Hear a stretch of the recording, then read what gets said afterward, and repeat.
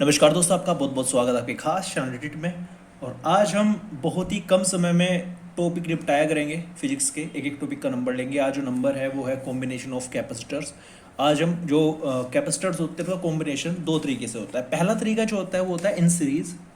दूसरा तरीका होता है वो होता है इन पैरेलल। दोनों को डिटेल में समझेंगे। सबसे पहले हम बात कर लेते हैं सीरीज में क्या होता है। तो सीरीज का जो डायग्राम बनता है कुछ ऐसे बनता है।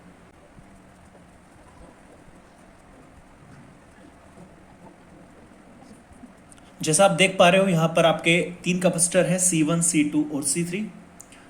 अब ये जो टर्मिनल है ये हमने पॉजिटिव से कनेक्ट किया और ये वाला टर्मिनल हमने नेगेटिव से कनेक्ट किया, मतलब पोटेंशियल दिया यहाँ से आपने। इसके अंदर अलग पोटेंशियल जाएगा, इसके अंदर अलग पोटेंशियल जाएगा, इसके अंदर अलग पोटेंशियल जाएगा। इसलिए हमने यहाँ से यहाँ तक V1, ये V2 और V3 शो किया हुआ है।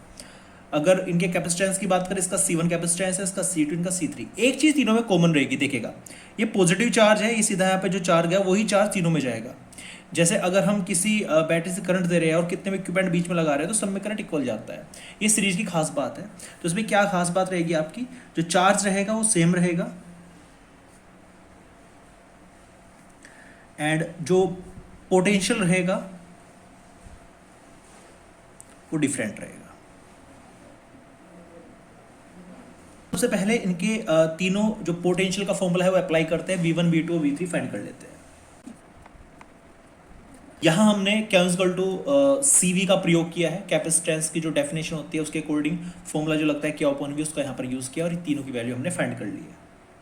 इसके बाद हम क्या करेंगे, देखो ये जो पोटेंशियल है, इस पोटेंशियल से तीन पोटेंशियल बने हैं। तो ये पिता है और ये तीन बच्चे हैं उसके। तो टोटल पोटेंशियल अगर हम निकलना चाहें यहाँ से, तो टोटल पोटेंशियल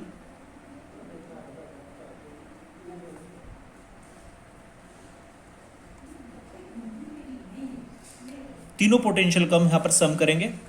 इसके बाद हम वैल्यू पुट करते हैं।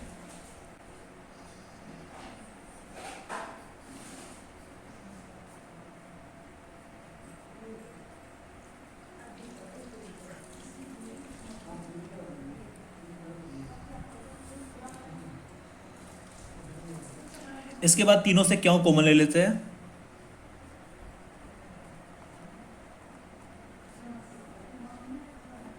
इसके बाद इस क्यों को अपोन में लेके जाते हैं।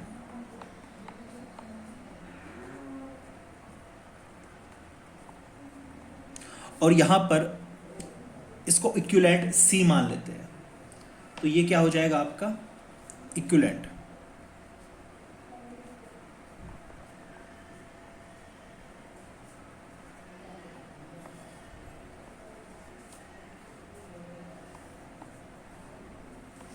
तो सीरीज में जो कैपेसिटेंस होते हैं उल्टे जुड़ते हैं। सीरीज में कैपेसिटेंस उल्टे जुड़ते हैं।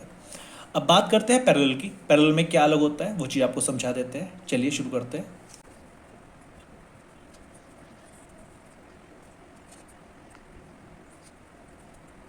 पैरेलल की हम बात करें तो जो कैपेसिटर की दोनों साइड्स होती है, एक कॉमन साइड होती है जिससे सारे के सारे कैपेसिटर जुड़े होते हैं।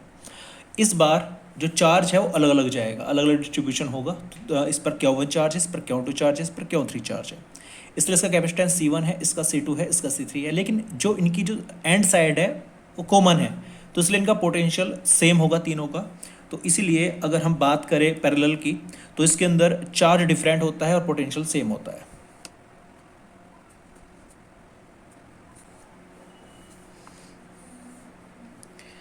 इसके बाद हम चार्ज निकालेंगे। देखो जो चीज़ डिफरेंट होती है वो निकालनी होती थी है। इसके अंदर V1, V2, V3 डिफरेंट थी, इसलिए V1, V2, V3 हमने निकाला। यहाँ पे जो चार्ज है वो डिफरेंट है, तो यहाँ पर हम चार्ज फाइंड करेंगे। तो चार्ज का यही फॉर्मूला यूज़ करेंगे, घुमा के Q इक्वल टू CV का इस्तेमाल करेंगे। तो यहाँ पर Q1, Q2 और Q3 की वैल्यू फाइंड कर लेते हैं। इसके बाद आप देख सकते हैं अगर यहाँ से जो टोटल चार्ज चला वो क्यों चला, मान के चलिए, तो यहाँ पर आपको Q1 मिल रहा है, यहाँ पर Q2 मिल रहा है, यहाँ पर Q3। तो कह सकते हैं कि क्यों से ही तीनों चार्ज बने। तो यहाँ पर टोटल चार्ज स्टोर्ड की हम बात करें,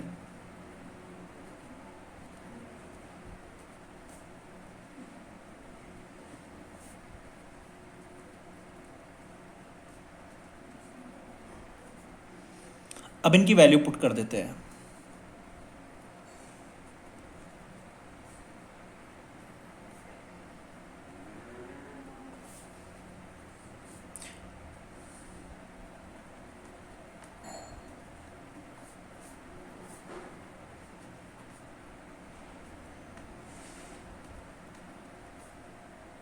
ये क्या upon we total equivalent capacitance होगा, जिसको सीपी से नोट कर सकते हैं हम, कैपेसिटेंस इन पैरेलल।